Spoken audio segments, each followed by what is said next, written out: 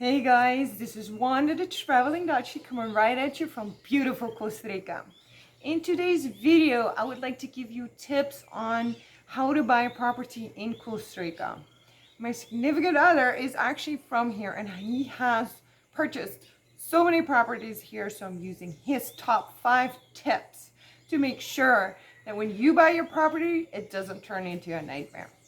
Now, if you're new to this channel, I'm a Dutch expat and I've been living in Costa Rica for the last 16 years. If you haven't subscribed to my channel yet, please do so if you want to keep up to date on anything Costa Rica related when it comes to expat living, Costa Rica travel, or working and traveling online.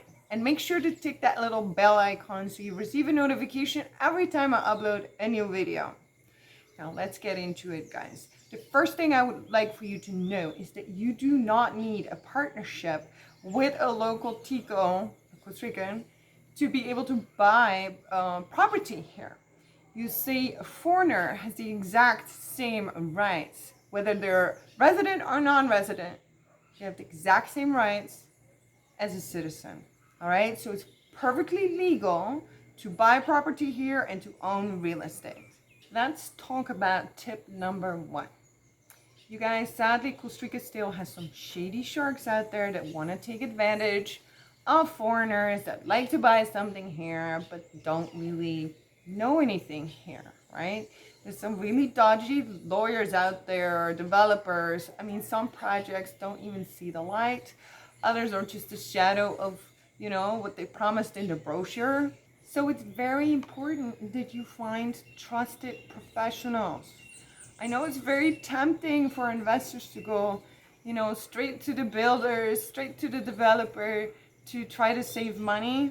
In the long run, go with the professionals because, unless you've been living here for a long time and you have your network, great, go straight to the developer, but it is my advice not to do it.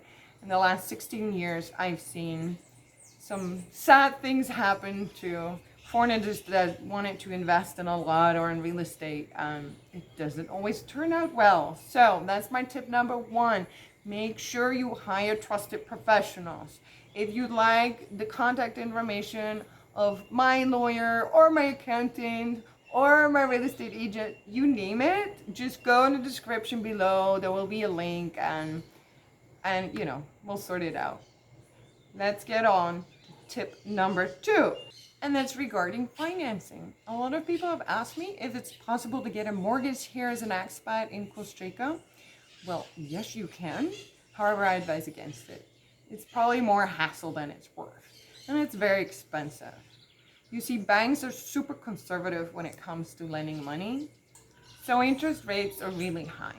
So most expats, when they come here, they already have financing in place, whether it's from a mortgage from home or from cash savings they have.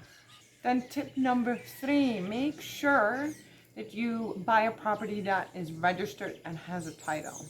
Now, luckily, Costa Rica has been dealing with real estate for decades now. So most properties are registered, have a title, and therefore more likely to be scam-free.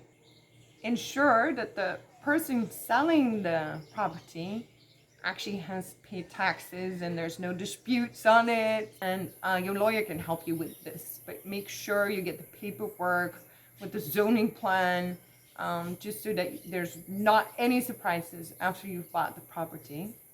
So if you encounter untitled land for sale, don't do it.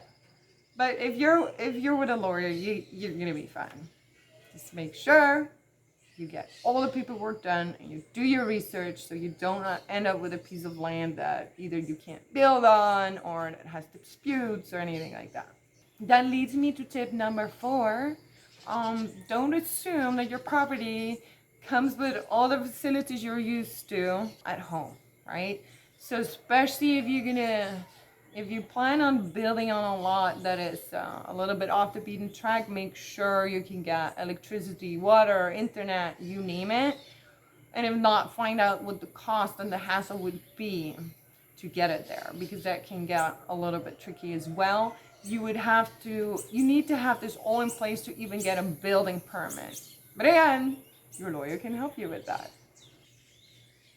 Then tip number 5, you definitely want to resurvey the property to make sure that the boundaries and the size of the property are correct. So what you can do is in the sales agreement, before you close on the property, you can add that you want to have the property resurveyed, especially when nobody lives on the property, because it's very easy that in Costa Rica the neighbor, like moved the fence, or the government has widened the road and they didn't resurvey the property, and so you actually have less land. So it's very important you do so. Alright guys, those were my 5 quick tips on how to buy property here in Costa Rica. If you'd like more information, I'm happy to give it to you. Just leave a comment below. Remember the contact information for my lawyer. Go in the description below, click on the link, and I'll be happy to give that to you. If you have any ideas of different subjects you want me to do a video on, again, leave it in the comments and I'll be happy to do so. Thank you so much for watching, and I hope to see you in the next video. Ciao from Costa Rica. Pura vida!